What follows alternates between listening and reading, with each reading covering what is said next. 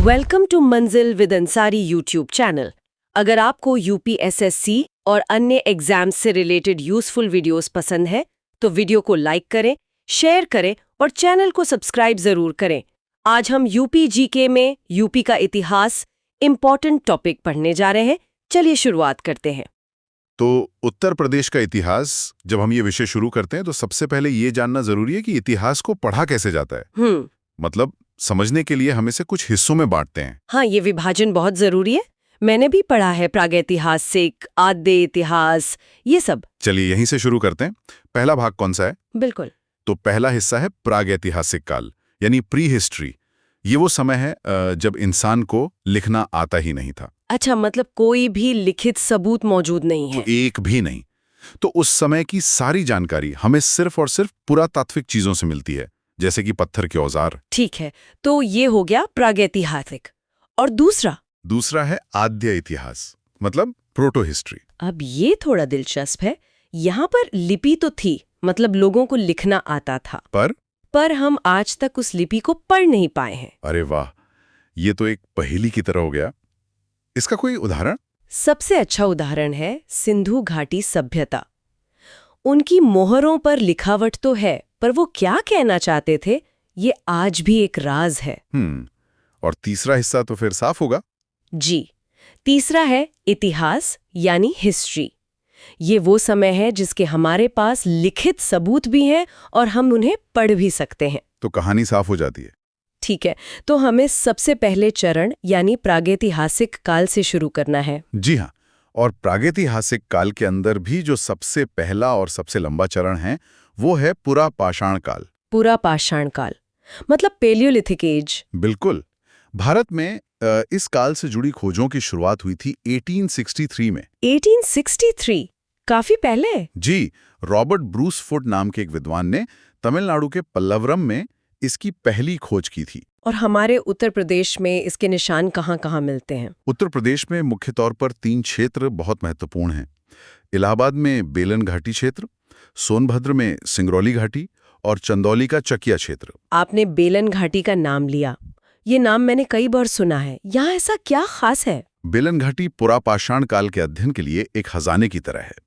यहाँ इलाहाबाद विश्वविद्यालय के प्रोफेसर GR शर्मा के निर्देशन में खुदाई का काम हुआ था। और इस खुदाई में क्या मिला? वैसे तो बहुत कुछ मिला, लेकिन एक चीज ऐसी मिली जिसने सबको हैरान कर दिया।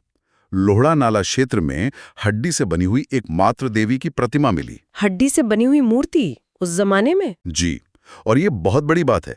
ये दिखाता है कि उस समय का इंसान सिर्फ शिकार करके पेट नहीं भर रहा था, वो कला, आस्था, इन चीजों के बारे में भी सोच रहा था। सही बात है। और उनके औजार, वो कैसे होते थे? उस समय के औजार क्वार्ट्जाइट पत्थरों से बनाए जाते थे। ये थोड़े बड़े और मोटे होते थे। ठीक है, तो ये तो हुई पुरापाषाण काल की बात। इसके बाद क्या आता है? इसके बाद आता है मध्य पाषाण काल या मेसोलिथिक एज। इस काल को माइक्रोलिथ काल भी कहते हैं। माइक्रोलिथ मतलब छोटे पत्थर? बिल्कुल सही। इस दौर में औजारों का आकार बहुत छोटा हो गया, वो ज्यादा नुकीले और कारगर हो गए। तो टेक्नोलॉजी बेहतर हो गई। हाँ, कह सकते हैं। और उत्तर प्रदेश में इस काल के भी कई महत्वपूर्ण स्थल हैं, जैसे मिर्जापुर का विंध्य क्षेत्र, इलाहाबाद का मेजा, करशना और फूलपुर का इलाका। और कोई खास जगह? जी, सबसे जरूरी है प्रतापगढ़ का क्षेत्र। यहाँ 3 जगह हैं, सरायनहर, मैदाहा और दमदमा। परीक्षा के लिए ये तीनों बहुत महत्वपूर्ण हैं। अच्छा, तो प्रतापगढ़ के इन स्थलों से हमें क्या जानकारी मिलती है?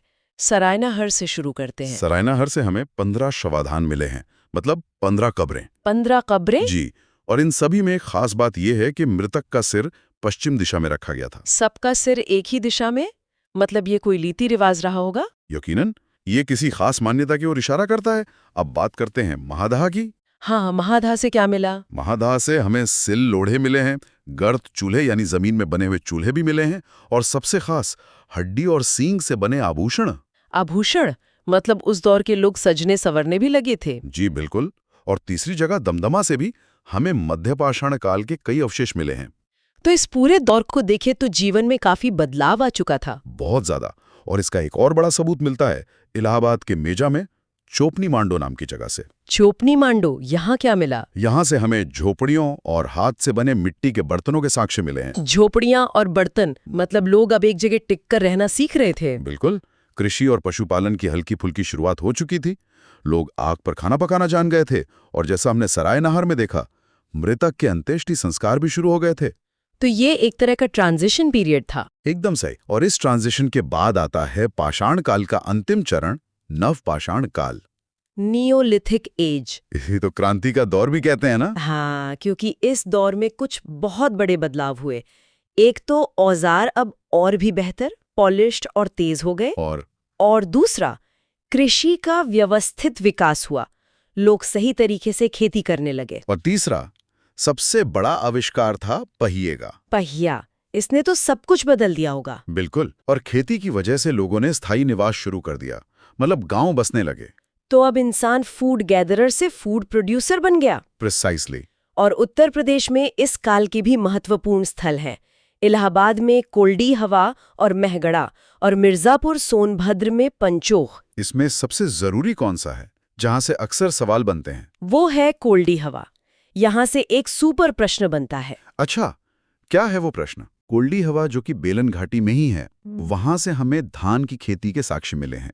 और ये भारतीय उपमहाद्वीप में धान का सबसे पुराना साक्ष्य माना जाता है। धान की खेती का सबसे प्राचीनतम साक्ष्य, ये तो बहुत बड़ा फैक्ट है। जी। इसके अलावा यहाँ से झोपड़ियाँ और मिट्टी के बर्तनों पर चित्रकारी के भी सबूत मिले हैं। ठीक है, तो ये तो पाषाण काल की पूरी कहानी हो गई। प्रागैतिहासिक के बाद अगला चरण था आद्य इतिहास का। अब उस पर आते हैं। बिल्कुल। अब हम आदि इतिहास में आते हैं, जिसका सबसे बड़ा उदाहरण है सेंद्रव सभ्यता, यानी सिंधु घाटी सभ्यता। इसका उत्तर प्रदेश से क्या संबंध है? उत्तर प्रदेश हड़प्पा सभ्यता की पूर्वी सीमा था, मतलब ईस्टर्न बाउंड्री। अच्छा, तो सभ्यता का विस्तार यहाँ तक था। कौन कौन सी जगह मिली है यूपी में? सबसे महत्वपूर्ण स्थल है मेरठ में आलमगीरपुर, ये हिंडन नदी के किनारे है। इसके अलावा सहारनपुर में बड़गांव और हुलास भी हैं। हाल ही में कुछ नई खोज भी हुई हैं, जैसे मुजफ्फरनगर में माणिदी। और जब हड़प्पा सभ्यता का पतन होने लगा, जिसे हम उत्तर सैंधव काल कहते हैं, तब यहाँ क्या बदलाव आए? उस दौर में लोग नगरीय जीवन छोड़कर वापस ग्रामीण जीवन की ओर लौट रहे थे। मतलब बड़े शहर उजड़ रहे थे। जी। लेकिन इस दौर का एक महत्वपूर्ण साक्ष्य आलमगीरपुर से मिलता है।